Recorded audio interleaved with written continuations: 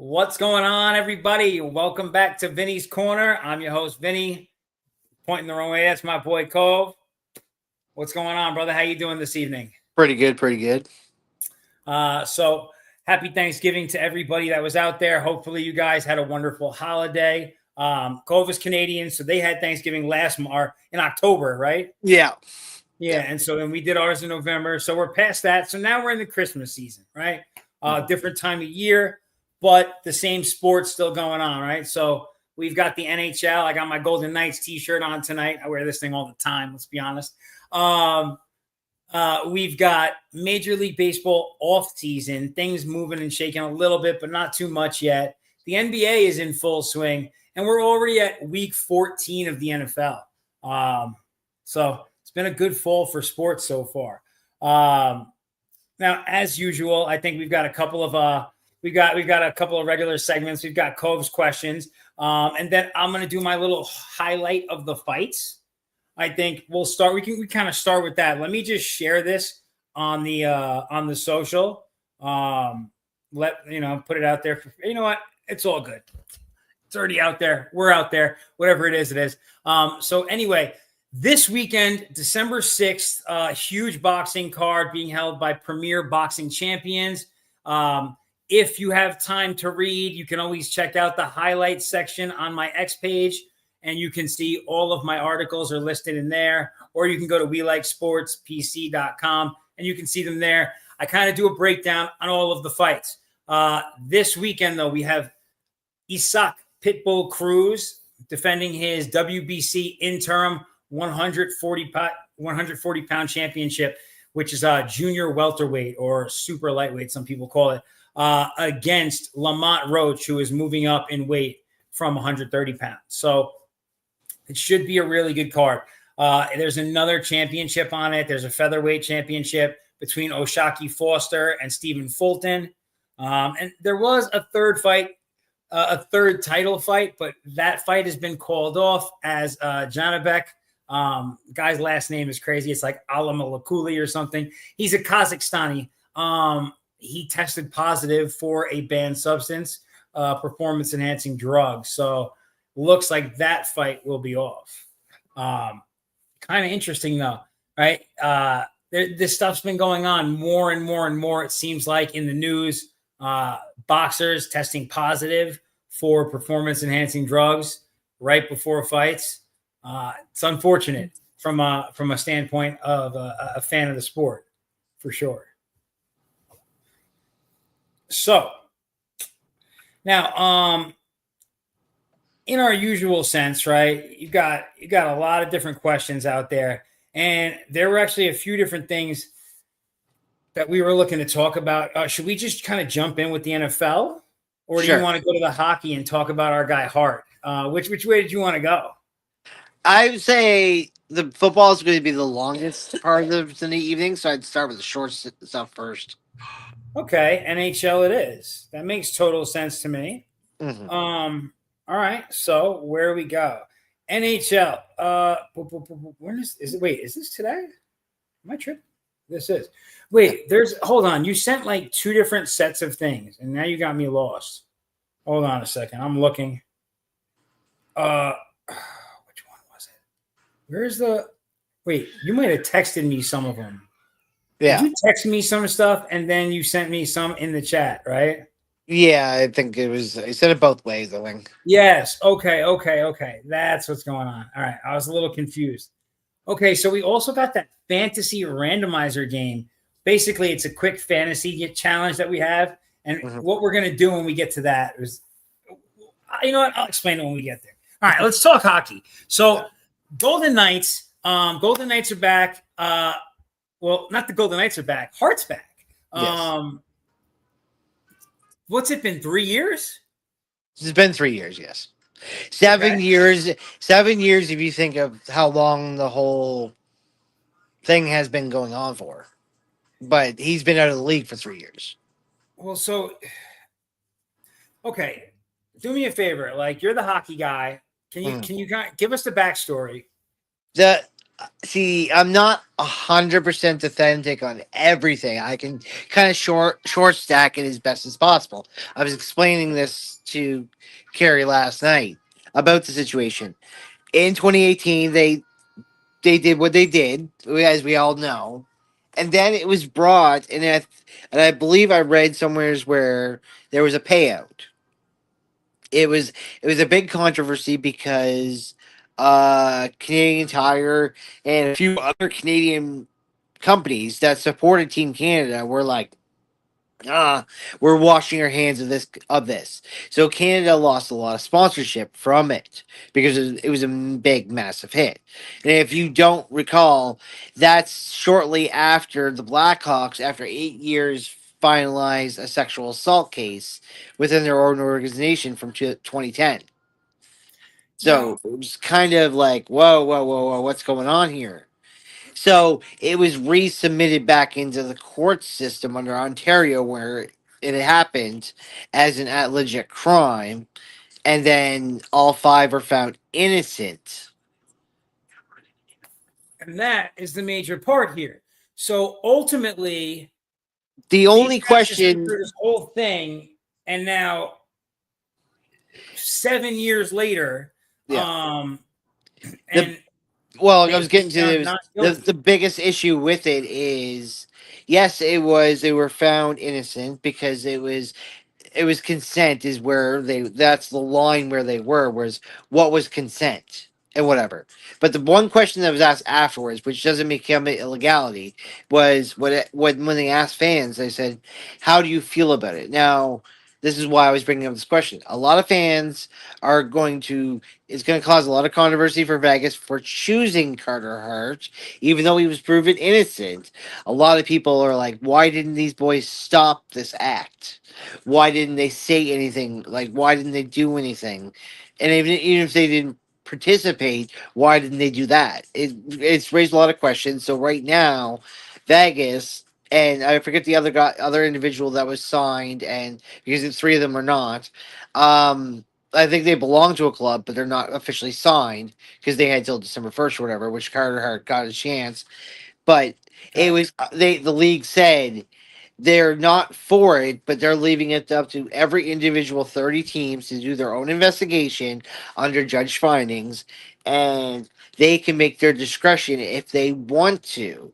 And the league and no one has officially said anything other than they are disciplined worse in a sense than everybody else.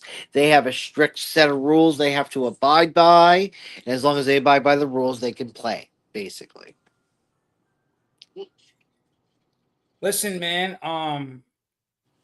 It just causes a lot of controversy because, like I said, the idea, as like I asked Carrie, as a woman, how does she feel? And she's kind of, on the fence about it because of the fact that, like, using the analogy of why didn't they say anything? Why didn't one of them stop everything that's going on? That was the only question as a woman that she was saying is like, why didn't that happen?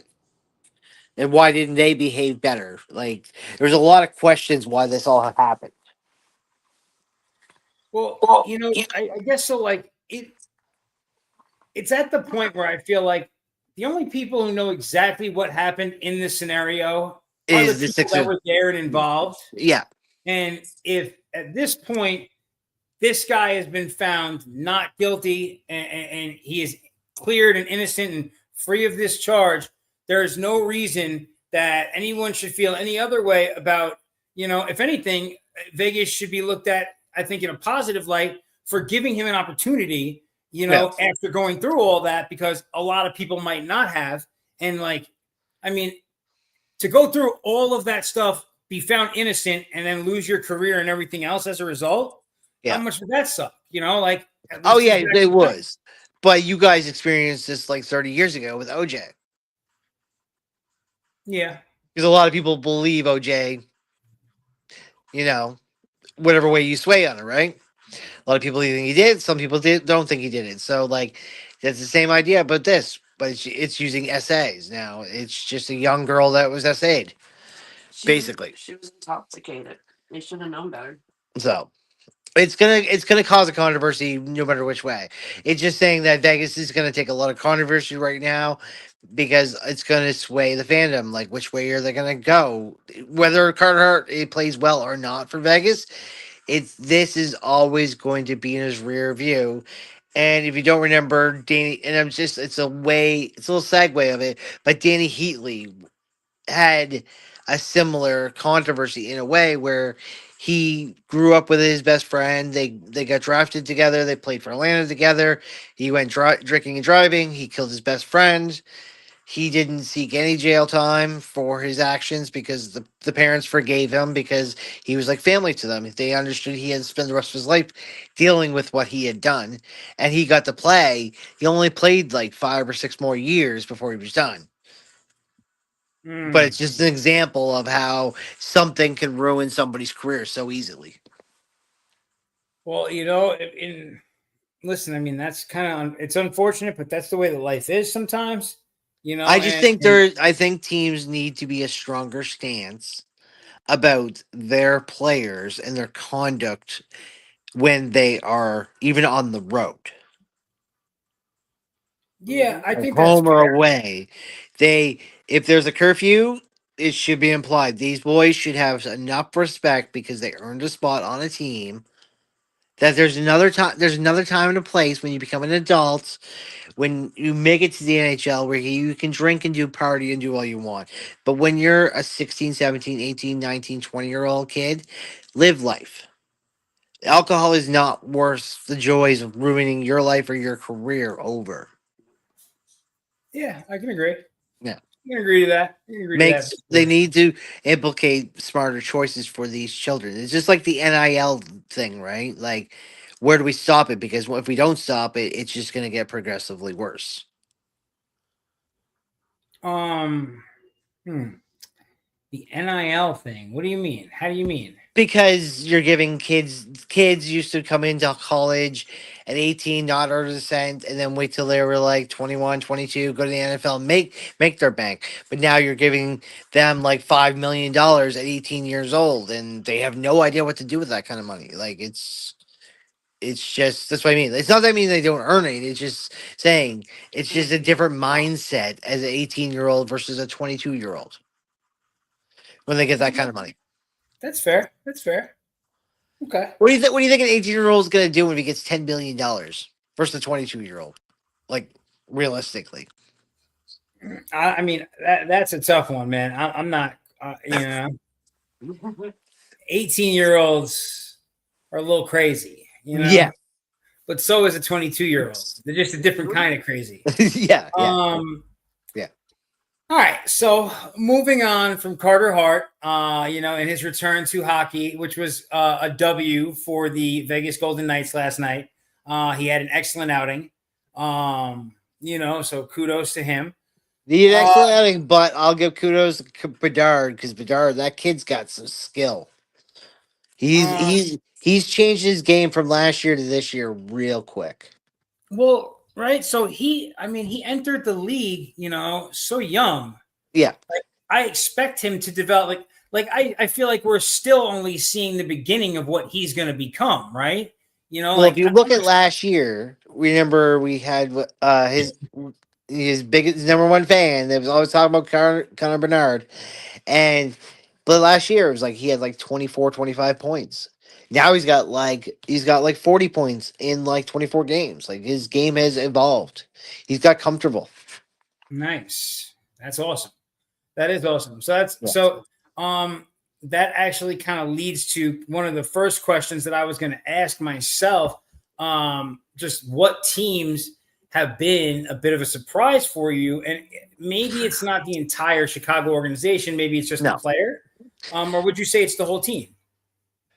I'd say it's the team as a whole. They restructured that team and rebuilt it and rebuilt it and rebuilt it because they were trying to get back to the 2010s again where they won three Stanley Cups in 5 years, right? Yeah, I mean, They and were that makes trying to sense. rebuild that team. They were trying to get that lottery pick of wins, like getting Jonathan Towers again and Marion Houston kind of player. Like you're trying to get those kind of players back into that system, but they don't have the goaltending because Corey Crawford was a different kind of beast back then. than what they have today. So that happens a lot in a lot of teams. If you pay attention to it, because you grew up loving a goaltender, so I think you would focus on that a little more when you're watching the games. In that sense, like when you have a good tendy or a good duo like Colorado right now, it does wonders for the team. It builds morale for the team. Because you look at Edmonton, for example, the way their team is built, and they've been back to back Western Conference champions, and they came close last year to winning it all. But what was the big issue? It was goaltending, and it's Why still don't they have a goaltending. second goalie? That's like I just don't understand that. It's That's what I mean. Like that's the biggest thing that's hurting them. If Edmonton had a tandem like Colorado, Edmonton would be Edmonton the last year where they came out of nowhere and start winning because their tandem start winning. So Like we lost one of our VGK lost one of our goalies and turned around and we're like, hey, yo, Carter, yeah, like get in here, bro. Like we need a second body. Like you yeah, gotta yeah, have yeah. two competent goalies It's now the league has changed in their modern views on hockey. they've changed their views on the extended goalie rule too, because of that not that controversy, but how like Carolina was playing Toronto, and one of them lost their goalies. Like they needed an emergency goalie, and so I think it was like Toronto gave Carolina their goalie, and then Carolina ended up winning with their goalie in their net. It was just wild. That's crazy. So now they have legal implemented that every team have an emergency goalie. I mean, it would make sense, right? It's just wild when it comes to it because you're sitting on your couch right now.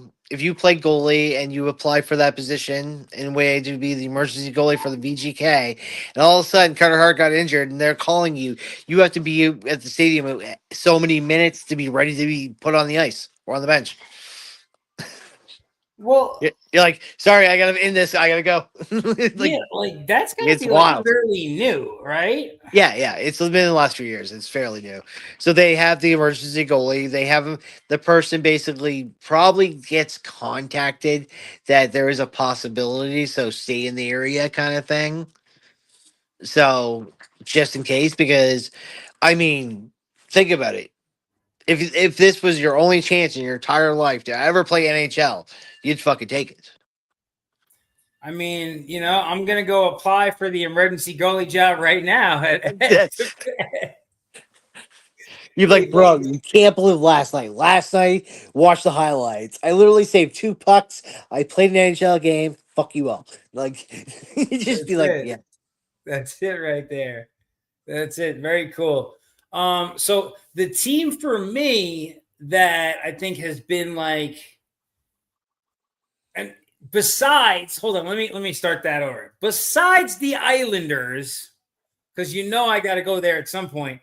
Yeah. The other team that has actually been a really pleasant surprise, and I think this kind of speaks to their drafting and the rest of the process internally, but the San Jose Sharks, Mm-hmm. like I'm starting to see something I feel like. Macklin Celebrini is just something. He's just a great Canadian player, great Canadian product. He brought something. It's like he brought spark to this team. And it's insane because the Sharks, like, now, even though they have a fair record, um, it's like the production is insane right now with that team. Celebrini just tied a Grusky record for a kid his age to have that many points in that many games. Um, how Oh, old is he? I forget how old he is, but like But Grusky, he's young. yeah.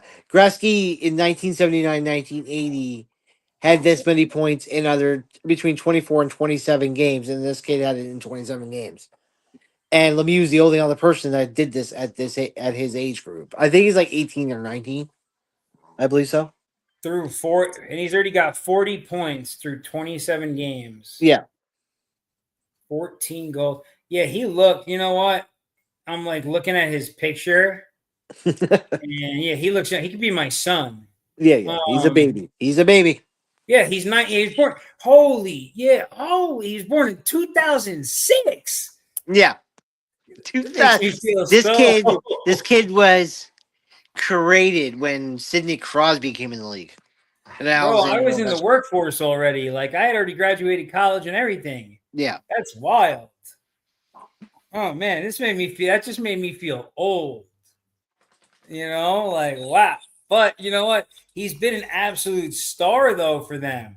Yeah. No doubt about that. Oh, that's the thing is this is how this team is going to reinvent itself because this team was good for a long period of time. There was a lot of well-known names in the San Jose organization between 2010 and 2020. You guys, Vegas, have taken some of them on. So like it's there's been a lot of talent from Yo, Couture to Thornton to fucking everybody else that ever like. There's so many great Anthony Nami. well, There's so many great players I've loved that were Ola Nolan going back in the '90s. Like there's so many guys that have played for the Sharks, and I love that teal uniform. It's so iconic. I know It's you love the teal uniform. Will Smith this season, the 20-year-old center they have on the team, yeah, he's already got 26, 27 points on the season as well. yes, Um, yes. I what's this forgot about other Will guy's Smith. name? Eklund. Eklund might have like 20 points now also. They Yeah. have good people on that team, and they're playing good hockey. They're fun to watch also. They're very fun to watch. I like betting on them actually. It's intense because they're a roller coaster. They're not that consistent yet. Yeah. They're still a little up and down. So betting on them is kind of fun. It's a little roller coaster. I mean, for the fun fact is San Jose, Ottawa, and Tampa Bay all came in the league at the same time. Really? Yeah, Three 1992. teams, not four? No, it was 1992. I forget. I think I'm thinking of the other team that came in. Florida came in 1993. Florida came in 93. Yeah, So they had three teams in 92 and then Florida in 93. yeah. What? Oh.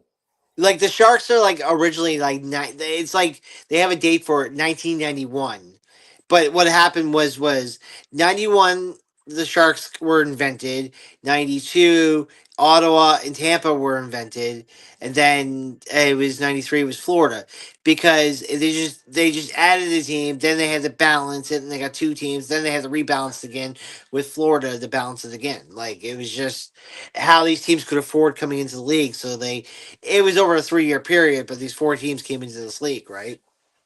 Okay. So these teams are only like they're in their 35th season, like kind of thing. It's just they're they're still very young. Um Now, okay, you got Ottawa, you got San Jose, you got Yeah. Florida, and who am I missing? Tampa. Tampa. Yeah. Okay. Now, that's weird. So between the two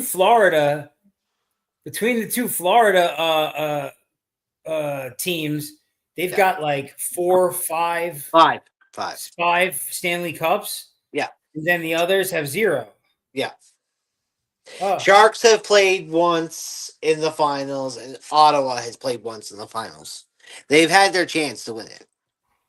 okay. Well, hopefully they'll get another one. I mean, it might be a while for San Jose. They're Right. in the West. But you look at that, and then you put Columbus and Minnesota coming in, and then you have Seattle and Vegas as the last real four expansion teams. Again, you get Vegas, they've been to the finals, they won the finals, and the rest of them haven't done anything.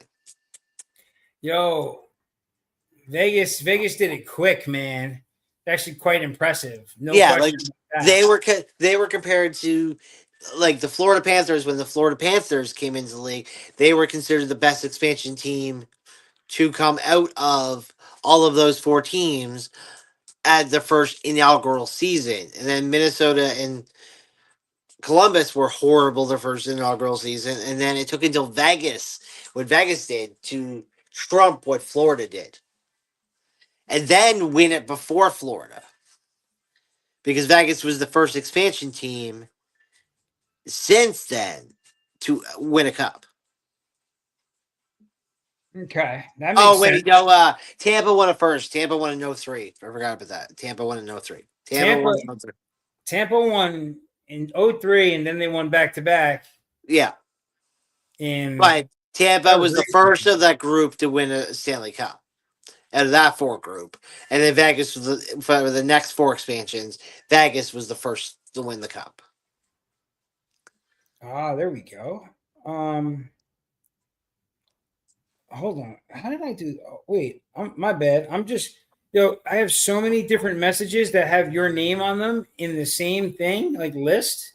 Yeah, I go to try and find stuff, and I'm like, wait, where was I just now? yeah. Okay. So since we're talking about the Florida expansion teams, fresh off back-to-back championships, do we feel like Florida remains a serious contender, or are they due for a fall off?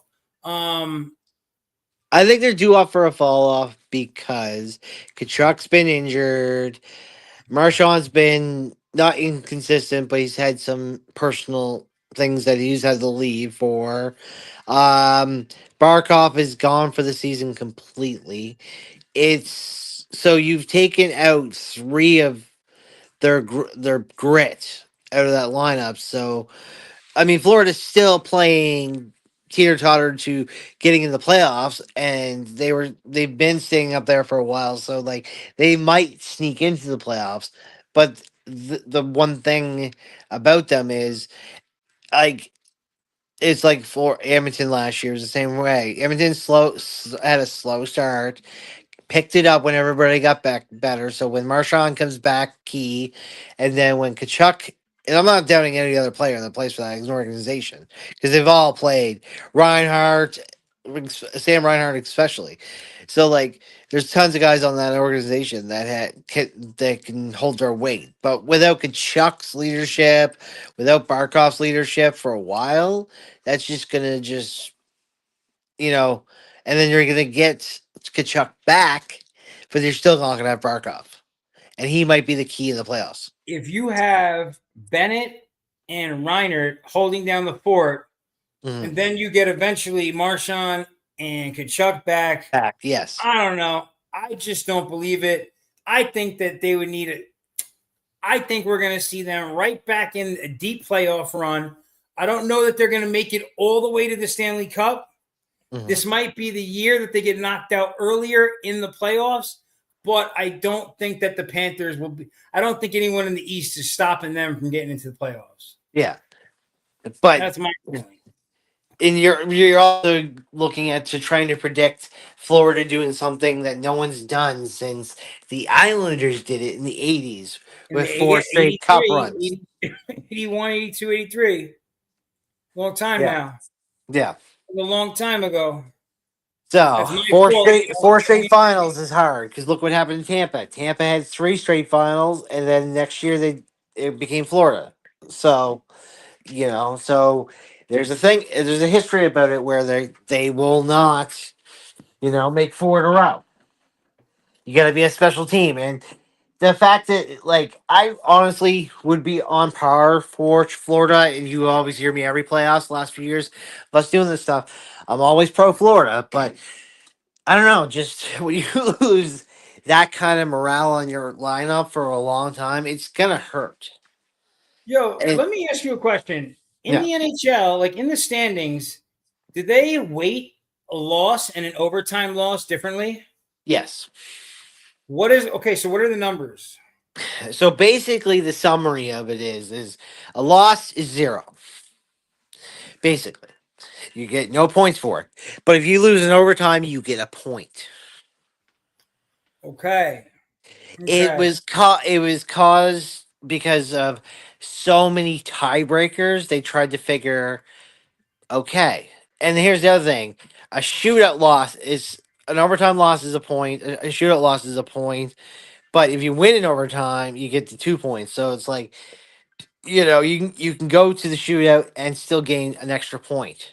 Before it used to just be a tie. long time ago, it was just come down to a tie. There was no shootouts.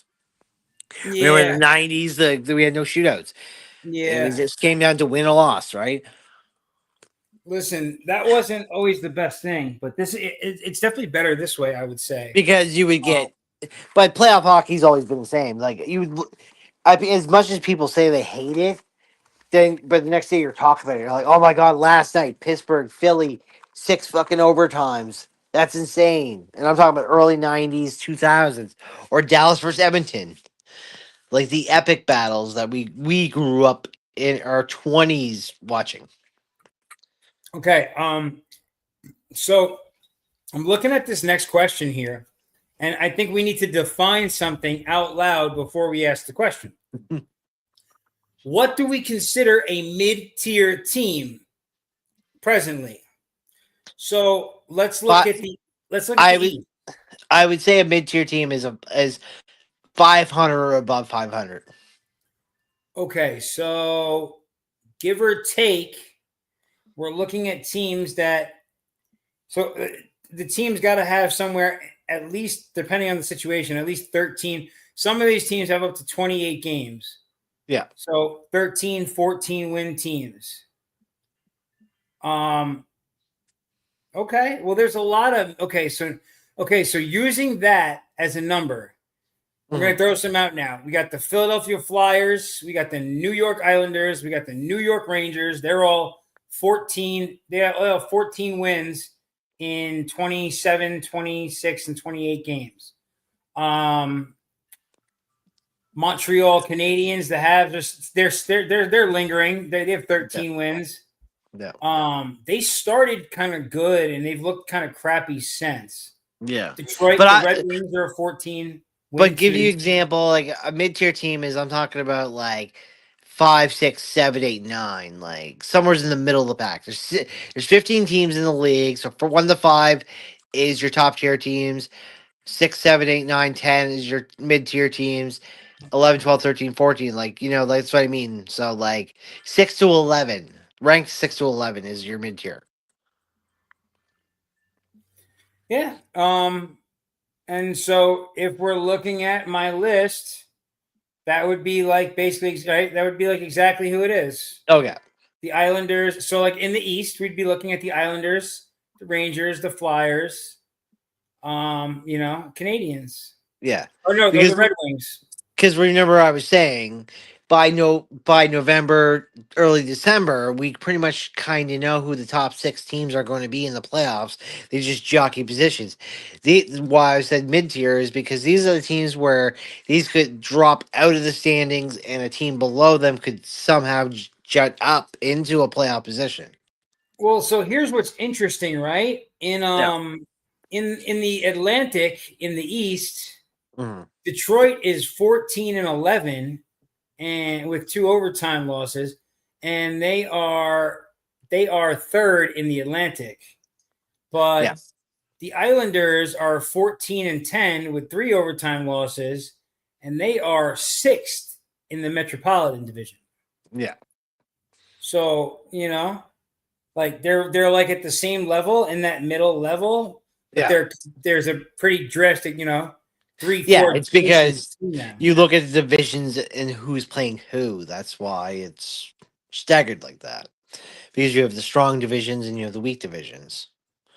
We go through this with NFL with divisions that are the hardest to win to the ones that are easy to win. It's fair. Okay. Okay, this makes total sense. So now, with that being said, which mid-tier team could upset the playoff race this season, and what weakness in the top squads could they exploit? So, what do you think? I'm gonna This is give kind you of interesting. I'm gonna give you Detroit. Detroit's been a bottom tier team for a long time since Lindstrom and a lot of their talent has left in 2015. And I mean, so they started off strong. They were 9-3. And what's Detroit right now? They were 9-3 at one point. Okay, and now they are 14. I think they're 14 and 10. Let me see. Is that what it is? 14 and 11. Okay. So, but you do the math on that. So they started at 9-3, and now they're 5-8. They've kind of dipped off a little bit. And now Yeah, you it said started how, hot. Yeah, and it kind of cooled off a bit. Yeah, for yeah. sure. So that's what I mean. It was they got to a point where they were top in their division at a 9-3, and now they're 14-11. So it's like they've dropped drastically. So we see this in baseball all the time. Teams will start 9-0, and before you know it, they're 15-15. But so okay, but so per your question, how would that upset the playoff race? I think like right now, Detroit You looks think like Detroit could upset the playoff race still, yeah, even though they've been yeah, kind of lackluster lately? yeah. This is what I'm saying. Like I think they started off strong, and I think now that we're getting into, like you said, 28 games, we're in the mid-season range of the games because there's only that many games left. So we're in the mid tier, and if Detroit, I believe Detroit is just having a little hijinks, and then they will tinker around like 8, 9, 10. But by the time they playoffs, they'll start playing like a 5, 6, even maybe a 4 team by the playoffs. Okay, that's fair. I think for me, and I've said this since day one, and they continue to be a mid tier team Yep. since day one. And I think they're going to be mid tier all season. And I think they're going to sneak into the playoffs, the New York Islanders. And I just think that they're a dangerous team. If you've watched the Islanders play this season, man, they're just a tough hockey team. Um, no other way Just to say it. just And ask as a mid question. Would you love to see an Islanders Rangers series in the playoffs? I mean, I don't. So when it comes to hockey, like I don't really have any kind of like a feeling like that. Like I really could give a pardon my language, I could give a fuck about the Rangers. Yeah. Um, you know, they're not the Islanders and they're not the Golden Knights. That's all I know. And I see, so like that's like that would be the if I could see the Golden Knights play the Islanders in the Stanley Cup Finals, that would be like the GOAT Stanley Cup final for me. Oh, okay. Especially if the Islanders won. But that's because since you've been to Vegas. So, but if you were still in New York, would it change? No, I've just never cared about the Rangers. Okay. Like the only other team I ever cared about was the Colorado Avalanche, and that was really, and that was just because of Wah. Like I started watching Wah as a Canadian, and then he got to the Avalanche, and he just became the goat, and that was Yes. it. Watching Wah in the mid '90s was like what a treat. Wah, and Brodeur. I'll give Brodeur his props because Brodeur became the winningest goalie of all time. Wah and Brodeur, both those guys actually made it like so people our age and younger wanted to be goalies Mm-hmm. instead of being like centers and wings. They wanted to be goalies Yeah. because of those guys. Like Yes. whoever wanted to be a goalie before that, nobody wanted to be the goalie before that in hockey. Now everybody wants Well, to be a you goalie. you had Tom Barrasso, you had Grant Fuhrer, you were Kelly Rudy, a few No, you icons. had great goalies, but it's Yeah. different. Like after those guys, like younger people, like you could hear a kid talking about like being a goalie. You just didn't hear it that Well, much. yeah, because of After those guys. Law and Brodeur played for a long tenured, they Yeah, went through our childhood into another tier, our children's childhood, and almost into a grandchild's childhood kind of thing. and Because those they guys are were just rock still stars. they're still in NHL. Because doesn't Wall coach the Islanders? Yeah, Yeah. it's So now awesome. your favorite goalie is basically. Yeah, he's basically fucking coaching your team as a childhood. So your childhood goalie is now on the Islanders. Yeah, basically, that's what But happened. it's wild because when he was in Colorado and whatever, yes, he would wear the jersey. But as the Islanders like coach, he doesn't wear Islanders gear when he suits up though. Well, what does he wear when he suits up? He just wears like a black or a white jersey or whatever. He doesn't wear the insignia though. Like he doesn't wear the Islanders insignia. That's fair. You But know. it's still wild. Like the coach, he's like I love about this because like I love your goalie right in the Islanders organization right, but if he's like show me something, I'd be like the balls on this kid to fucking walk up to Patrick Roy and say show me something. Well, so okay. And hold on a second. I'm sorry, I got all sorts of stuff popping up on my phone here. The island. I'm just trying to pull up the Islanders real quick.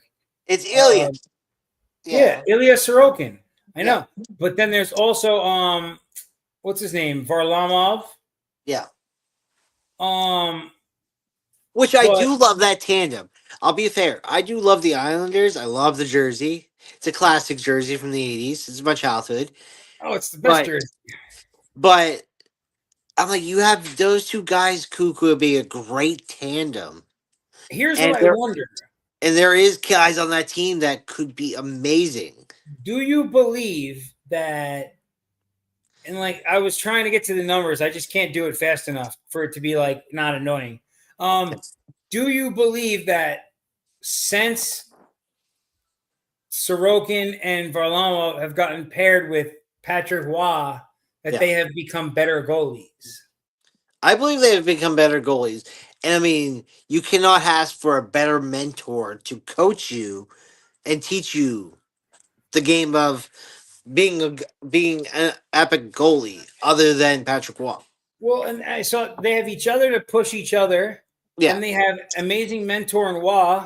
yeah, And then on top of that, Sorokin has his best friend from the Russian team, mhm, Shesterkin, right mhm. across the way for the Yeah, Rangers. So they're in yeah, the same place. So yeah, like you got all those people right there. Like yeah, what an optimal work situation for like a random Russian guy to move to America. yeah, Like you got everything you need. You know what I mean? And it's working well. It is. I think that the results have really like started to show themselves this season.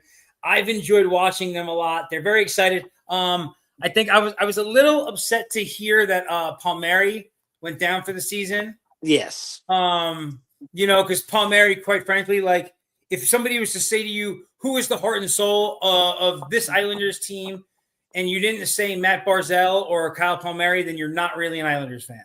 yeah, You know what I mean? Like it's one of our guys. So yeah, that was big. But again, that being said,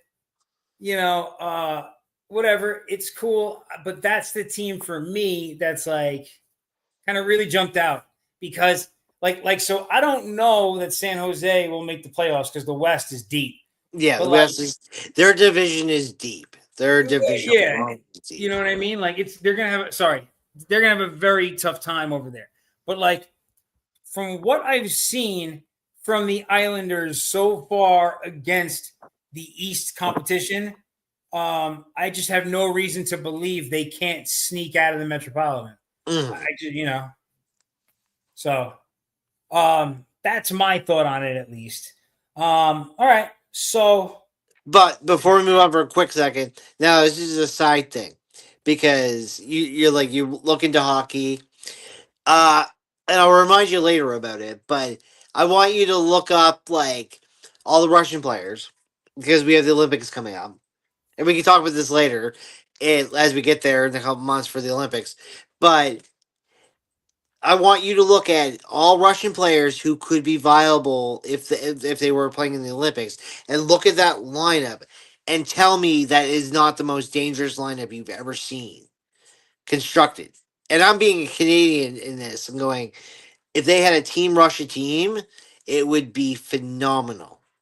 well, they're just like Russia's really about it like that though. Every few years, if you look at Team Russia, it's like Yeah. the best team you've ever seen in your life. No, but I'm talking with the NHL Russian. Like you got Shizurkin, you have Ilya, you have like, oh my god, the goaltending alone. Well, and that's I mean, listen, Vasilevsky would be your star. Then you would have Shizurkin backing him up and Ilya backing him up. Like that 3 tier right there. of a goaltending tandem is alone is just insane.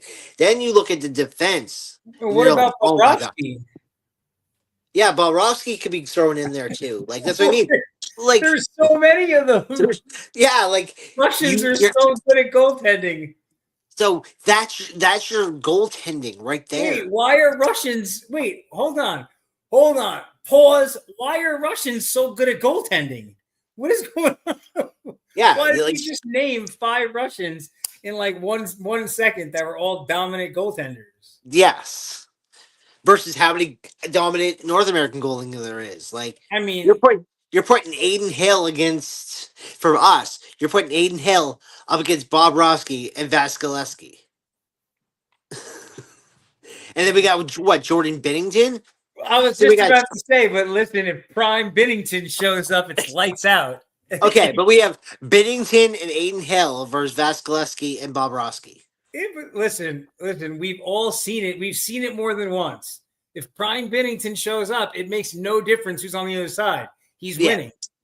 Prime Like, Bennington was like the dude, the only guy that you guys cannot beat in a Canadian jersey is Carey Price. You guys have no challenge against that guy. yeah, that's fair. That's The fair. guy was 11-0 in wearing Team Canada. He never lost. I mean, you know what his one loss was? Being on Team Canada. Yeah, that was a bad mood. Yes. Oh, that was the most American moment I've had on the show, huh? Let's fucking go. Yeah. All right, man. So listen, week 14, NFL. So let me see. You know what? Let me just jump in with this. You know what? This is what we need to look at. We need to look at the games that are being played. That's what we need to look at. Yeah. So let me just pull up. I'm going to pull up let me pull up week 14 and we'll use the games that are being played to kind of guide us. I'm actually, you know what? I'm going to read off of the list. I'm going to actually read directly off of my own picks. So Yeah. everything I'm saying, I've already I have pre-picked in an app already. Mm. All right. All right. So the first game of the week, I've got the Dallas Cowboys at the Detroit Lions. Is it at the? Hold on. I don't know if they're playing at Detroit. That's a good question. Now I got to look and see where everyone's playing. They are playing at Detroit. Okay. That's tomorrow. Mm. Okay. So can the Cowboys go into Detroit tomorrow, into Ford? Can they beat them? No. Why not? I think they got their moment, especially last week was Thanksgiving game. It's just different. Thanksgiving game, Dallas always plays different when it comes to Thanksgiving game. And I do love what they're doing, but I just think Detroit will just get past them. Okay. I'm gonna go the exact opposite on this. I'm a New York Giants fan. So just for me to say everything that I'm about to say, that should just tell you how real it must be, or at least I think it is. Yeah. The Dallas Cowboys are currently the best offense in the New York football or in the National Football League, or at least passing game, bar none. They have the best passing receiver duo in George Pickens and CeeDee Lamb. Dak Prescott is putting together an MVP campaign. The defense and what they did from trading Mika all the way through the trade deadline, and it fortified the defensive line. I'm also getting that running back, Javonte Williams. Bar none, like this version of the Cowboys that we're seeing now, post trade deadline, I think they might be undefeated or they might have one loss, but they're awesome. They're a really good team. They're the team that if they make it to the playoffs, nobody in the NFC wants to play them. Nobody wants to be the team that pulls the wild card as the Cowboys in the first round of the playoffs. I mean, it would be pretty wild if the Cowboys were able to pull this off, trade Mika, and then make it to the Super Bowl or something like that. I think it would be pretty amazing. They're 6-5-1. My belief is they will be 7-5-1 after this week, with 4 games remaining. It's definitely not out of the question that they make it to the playoffs. It's not by any stretch of the imagination. Mm-hmm. The next game we've got is the Seattle Seahawks at the Atlanta Falcons. I take the Seahawks, and I'll be honest, it's the Seahawks -7. I take the Seahawks to cover, and I think my boy Jackson Smith and Njigba is gonna score at least 1 touchdown again. Mm-hmm. That's how I feel about it. Yeah. What do you think? Falcons or Seahawks? Oh no, it's Seahawks by they're covering. They're covering for sure. Atlanta's just been dismissed with what's going on. Does Atlanta? Okay, well, here's the first thing. They can't. Okay. Here's first. I'm going to ask this. Now it looked like last year when they signed that ridiculous contract with Kirk Cousins, and then they drafted Michael Penix Jr. It looked like they were preparing for the now and later, right? Yeah. Unfortunately, Michael Penix continues to be injured, and he has been since college. Yeah. Kirk Cousins is washed. Yeah. And their first round pick for next season already belongs to the Los Angeles Rams. So they're not going to be able to draft a quarterback in the first round as of now. Yeah. They're a hot mess. I don't know what's going on. And at the beginning of the season, when they were winning games, people were all we heard about was Bijan Robinson being the best player in the NFL. Yeah. But then CMC showed up. Gone absolutely bananas. Everyone's talking about CMC being the MVP again. You know, I've heard this story before. But yeah, so the Atlanta Falcons, that's a wash. Pittsburgh Steelers at the Ravens. This is an interesting one, but I don't know. I mean, do you have any faith in what the Steelers got going on at this point? Or yeah, because this is not the same Ravens team. Or this is a sub 500 Ravens team. This is not a dominant Ravens team anymore. Both these teams suck. Yeah, so and without Justin Tucker because of his stupidity, because we all know why he's not there. This is where they lose it, because this is a game I feel like is a field goal away from winning, and without Justin Tucker, they're not going to win this game. I think that the Ravens are at home, and since I personally think both these teams are bad, and I think that both their quarterbacks are hurt and not playing 100%. But I think that the younger of the two hurt quarterbacks is going to be playing home. So I'll still go with the Ravens to win it. I'm never going to bet anything on Aaron Rodgers again in my life. I mean, that's just crazy to me. Now, here's an interesting one, but I'm definitely going with the underdog on this one. Buffalo Bills hosting the Cincinnati Bengals. Surprise, I'm going to say Bengals. Me too, 100% of the time. I don't know what's going on in Buffalo right now to why this team is, but this is the momentum. Before we get to that game, is Buffalo loses this, New England wins, and New England takes that division. Well, yeah. I mean, New England's taking that division. New England's going to play Buffalo at New England one more time this season. No, I know, but what I'm saying is, right now we're in week 14. There's only 18 weeks. They have a 3-game lead. They take the New England wins, and Buffalo loses. That gives them a 4-game lead with 3 weeks left. And I think you're 100% right that the Bengals are going to win. So the Bengals are all hyped that my boy Joe Burrow is back. They're now trying to make it to the playoffs. And because their division stinks so much, right? You have 2 teams at 500 with 6-6 and 6-6 in the Ravens and Pittsburgh. One of those teams is going to be below 500 after this week. One's going to be above 500. The third team is the Browns. The Browns have 3 wins on the season. they're awful. But Shador Sanders is getting ready to do his thing over here, so who knows? But no, it's not going to be relevant this season. But I think that the Bengals feel they have a real chance, and they're going to be adding T. Higgins back to the lineup this week, which is an additional weapon for Joe Burrow. And I think that just the excitement of the team right now and adding another weapon back to them at this point, that they're going to go out there and they're going to dominate that awful Buffalo Bills defense. Awful. Worst defense out there. Okay, the Awful Bowl, the 1-11 Tennessee Titans are playing the 3-9 Cleveland Browns. I have officially picked I don't know if you can see it on there, but on the Sleeper app, I have picked the Cleveland Browns.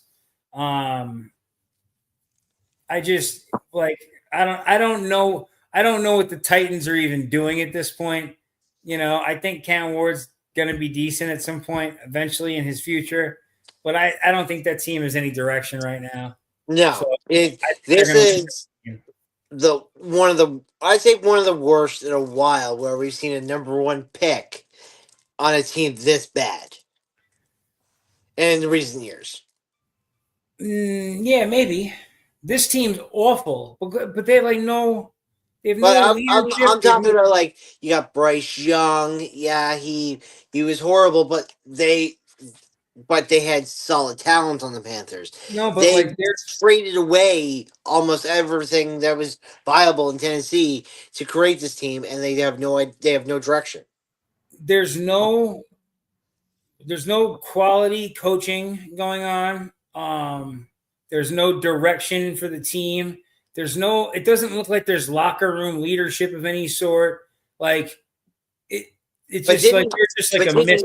Didn't Mike Vrabel go? Did Mike Vrabel go to New England?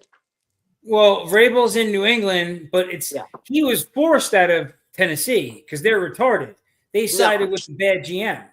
Yeah, I know, and that's what I mean. That's what I'm saying. And he's now over in New England doing amazing things, and New England's ready to go to the Super Bowl, and the Titans are still trying to figure out who they are. Yeah, which is pretty. I think they pulled that trigger way too quick. It was a bad move.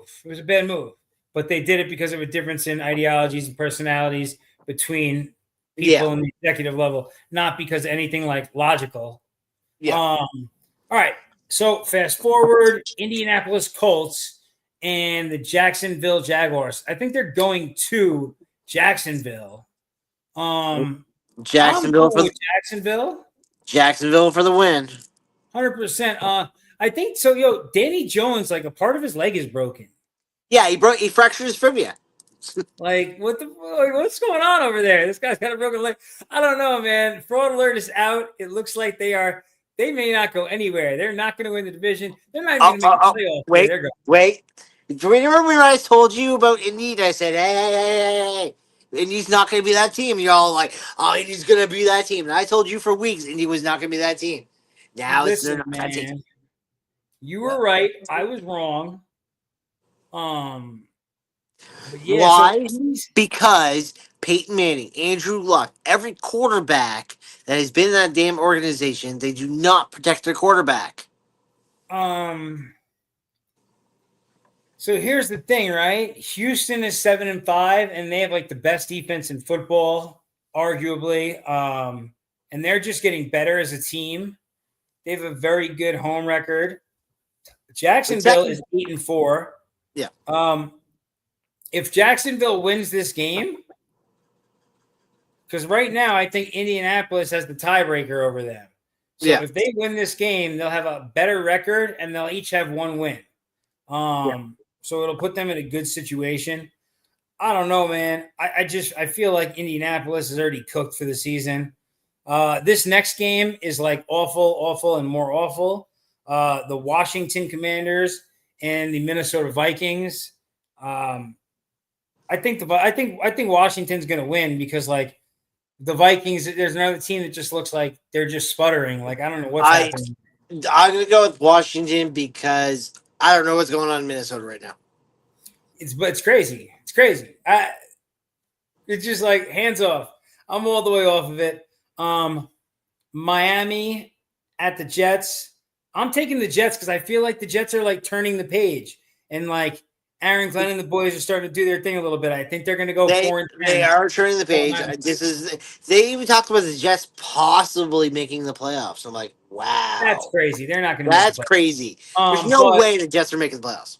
no, they already have. They already have 9 losses on the season, so they're Yeah, definitely going to it's have like a losing when people record. say like the Jets can make the playoffs. I'm like, do you want me to go win the lotto tomorrow because the Jets are not making the playoffs? But it'll be cool though. Let's see here: New Orleans Saints and the Tampa Bay Bucks. Who you got? I mean, I got Bucks. yeah, That's okay. it's Um, just I have no other way of looking at it. The Saints are just an interesting team because they're another team like New York where it's just like I don't really know what direction New Orleans is going in right now. Oh, you want a team who we don't know what direction they're going in? We got the next game. I'm working this game actually this weekend. It's your team. The Denver Yeah. Broncos are here visiting the Las Vegas Raiders. I'll be at the game. I'm working. So I get to watch it live. I'm working. I'll just be hanging out really in the stadium. Yep. But, anyways, what are the Las Vegas Raiders? I thought the whole point of bringing in like Gino was supposed to be like this stabilized quarterback we're getting from Seattle, and we're getting this culture building, Super Bowl winning, national title winning coaching guy from the Hall of Fame of Pete Carroll. He chews his gum, he yells and gives that lots of energy to everybody. They are awful. Yeah. They are the worst team in like, oh my God. The Raiders need to draft a goddamn quarterback. Oh my God, do they? They are so bad. It's terrible. I'll leave it at that. Broncos by a lot.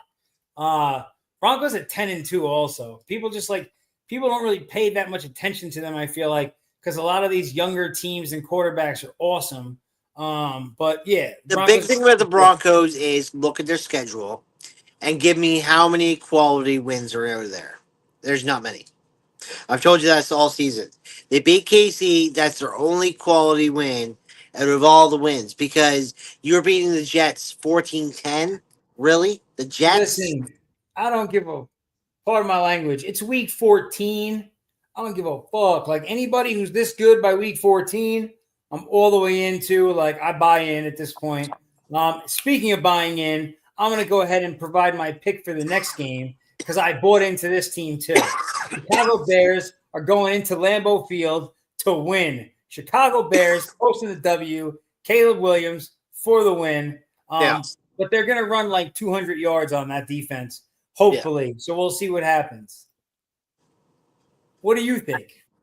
It's one of those mystery questions because it's like last year I was anti Caleb Williams and now I'm pro Caleb Williams. It's like it's insane. Listen, he looks like he's putting the work in. He's getting better. The coaching is working. And the It's team, like, like he's not the focal point. Like, they have No. a really good running game, right? They do they're a running team first, and then like he can make the plays when he needs to, but he doesn't have to do it the whole game.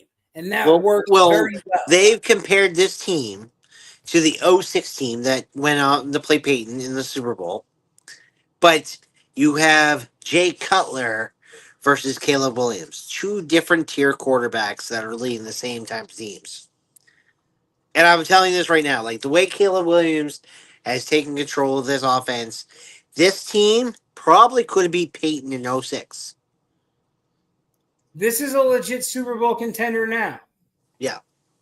That's what I'm saying. If this team went up against Peyton in '06, Peyton wouldn't have won. I think Caleb would have taken this team to the promised land. I think he could do it this season. Well, that's why I'm comparing it. I'm saying this team is good enough that they're better than '06 team, and that '06 team went to the Super Bowl. So Who you got this week? Packers or the Bears? Bears. Okay. That's why I said I'm pro Bears. I'm just that's what I was Houston going. Texans, Kansas City Chiefs. Yo, I think Houston might still have their backup quarterback.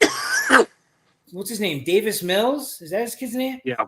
He's awesome though. I like him. Or maybe not. I don't know. But he was This he is was the game. really good. This is going to be Casey's game to win and Casey's game to lose at the same time. This is a trap game. I believe Casey can lose this game, but also they can win this game. But I'm going to go with Texans on winning this game because I think this is the year that he doesn't make the playoffs. The Texans are a better football team. At least they're a better defense than anything going on in Kansas City. I'll take the Texans to win also. I actually already have them to win. Next game, I got the Eagles against the Chargers. I'm going with the Eagles free fall for the rest of the season. So I took the Chargers to win this game too. I got Chargers to win because the Eagles are becoming that team from a few years ago where they were really good and then they start losing consecutive weeks. This is the same scheme with the Eagles again. They're going to lose consecutive weeks. Oh, that's so. I agree. I agree all the way. I think this team is just really falling apart. I think that AJ Brown's going to be on another team by next season. They're not going to the Super Bowl. Saquon is mid at best this season. I don't even think he's fully healthy, if I'm being honest. But the team just isn't really all that good. They're definitely not the team they were last year. And whatever, we'll see what happens. It's about that time of night, and my laptop's also about to die. So I'm gonna just go ahead and say that's everything tonight from Vinny's Corner. That's all we got. Tomorrow evening, what's your story? Same time. Same time as always. Okay. So tomorrow night, same time as always. We will be back. Our boy Drama probably in the building, talking more sports. Let's do it. Have a good evening, y'all. Boom. Oh, hold on. I almost fucked that up. End stream.